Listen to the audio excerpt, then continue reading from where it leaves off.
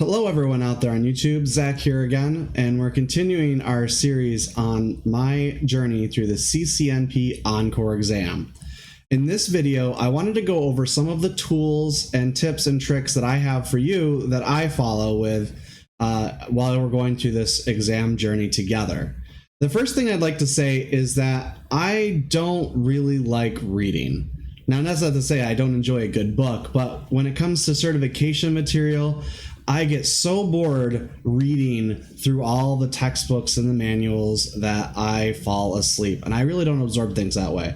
So I like finding great video resources in order to pass the exams. Now, the easiest example of where you could look is you can look on YouTube. There's a lot of great free content on YouTube if you're on a budget and you're looking to pass your exam that you can look out there and find. But let me go to my screen here and let's just take a look at some of the things that you would want to look for when you start your exam journey. The first thing here you can see, this is on Cisco's website. These are the exam objectives. And when you're taking a certification exam, there's a ton of information out there on Cisco certifications. But in order to focus your exam training on what you really need to learn on the exam, you need to get the exam objectives, and here they are. You can see here I've broken them out. It's all broken out in little tiny steps. You can see what you need to do at each one, the things you need to learn, and I recommend that you actually download the PDF format and then transfer this into an Excel spreadsheet where you can track if you've covered the topic, how familiar you are with it.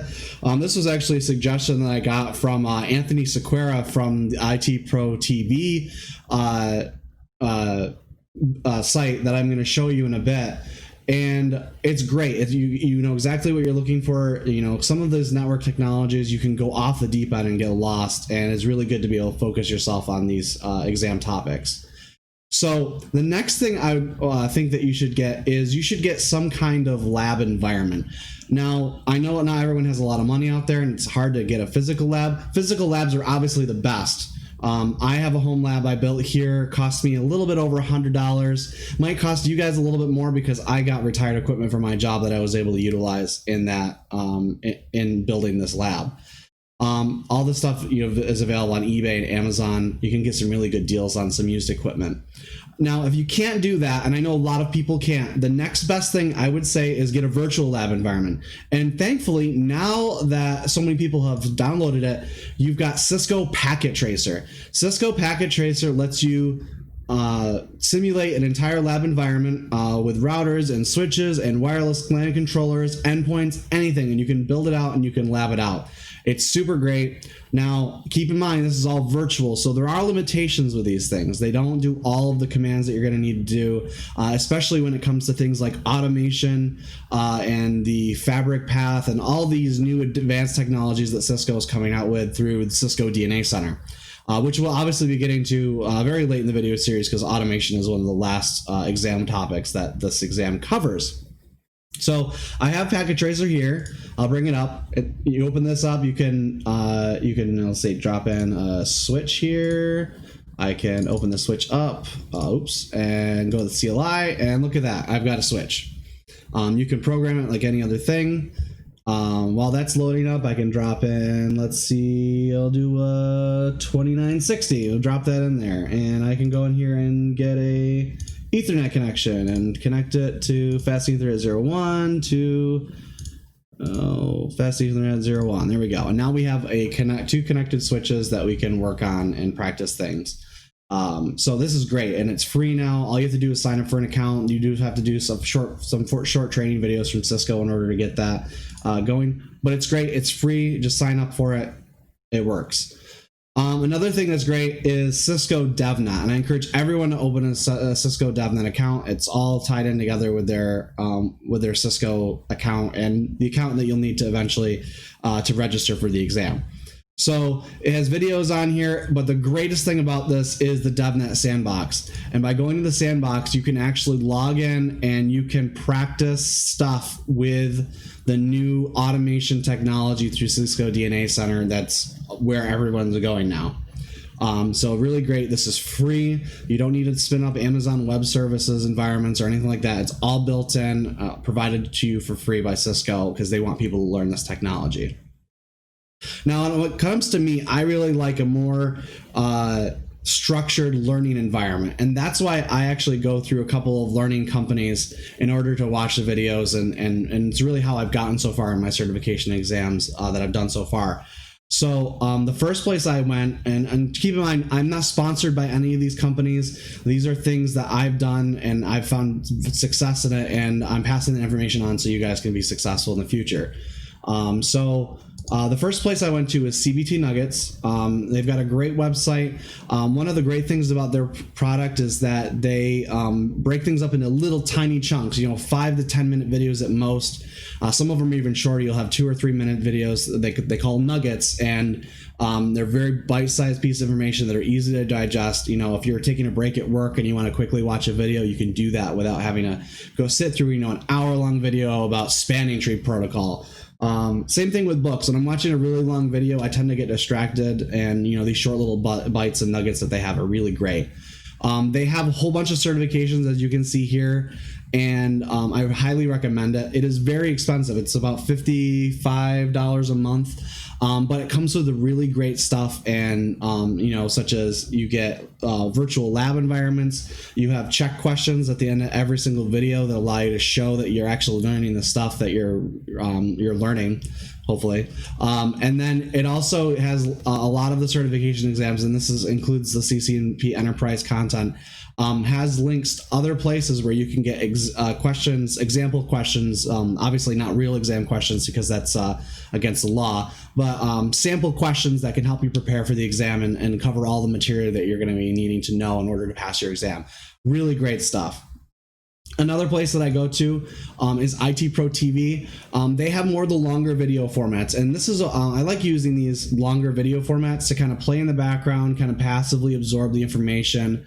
They do have virtual lab environments, but I can't say anything about those environments because I use the lab environments through CBT Nuggets. It is an additional cost in IT Pro TV in order to get the lab environment, and that's just something I didn't want to spend the extra money with, considering that I was already getting the lab environments with CBT Nuggets, and I also have the Cisco Packet Tracer lab environments and DevNet environments that I was working through as well. So there's a couple of tips and tricks that I have in terms of certification. The thing is when you're studying for a certification exam, you really need to set time aside to study. You need to say, I'm going to spend an hour each day, or I'm going to spend a half hour each day, or even 5 or 10 minutes each day to work on exam objectives. Shut everything off, turn your phone off, sit there, do your stuff. Always make sure you want to be labbing all the time. If you're learning a concept like spanning tree protocol or OSPF or any of the other newer technologies that are being, especially the newer technologies that are being introduced by these these objectives, is you really want to sit down and try to work on them in a lab environment, because doing is always better than watching, in my personal opinion.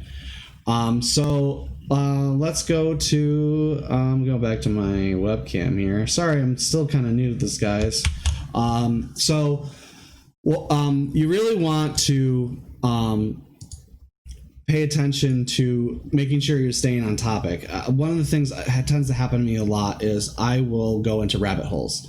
I'm a network engineer by trade, so a lot of times I'll go in and I'll start learning something about, say, spanning tree protocol, and I will be like, oh, you know what? I could use that in my job. Let me look up what. You got to stop yourself. You got to make sure you're staying on the exam objectives, because even though this is a professional level certification, there are much deeper levels to these exam objectives than you will see in work environments. So you can take some of these exam objectives, like BGP is a perfect example of that, because BGP is huge. There's a ton of stuff with BGP. The exam objectives only cover a very small portion of the BGP routing protocol, and you can go super deep into this, and you could be looking at CCIE level stuff that you may not be prepared for. Now, if you want to go for your CCIE, go for it. But if you're just focusing on passing the ENCOR exam, focus yourself, pay attention to the exam objectives, make sure you're staying on topic. Work on multiple things. If you like reading, pick up an exam objective book from Cisco. Pick up an exam objective book from some of the other people out there who have published things like, I'm not thinking of any examples of it. I don't read, sorry. Find someone else to look for books. I'm not great with books, to be honest.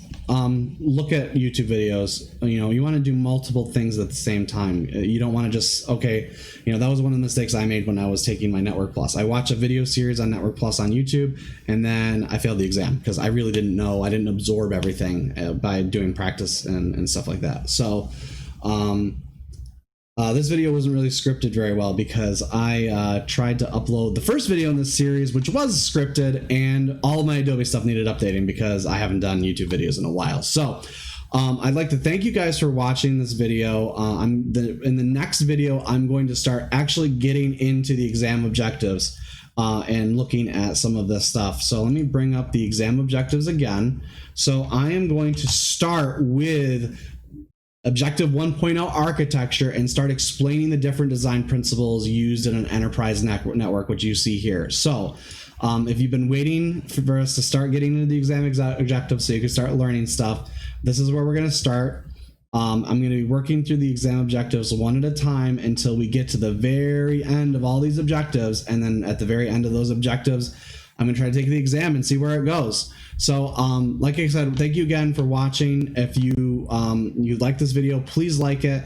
If you know anyone else that's going through this exam journey, please share it with them, because it's only a benefit to them to be able to learn more material. And if you want to see more of this content, please subscribe and ring the bell. You know all of that stuff. That's how YouTube works now. And I'd like to thank you guys all for watching, and I hope to learn more together with you in our next video. Thank you very much.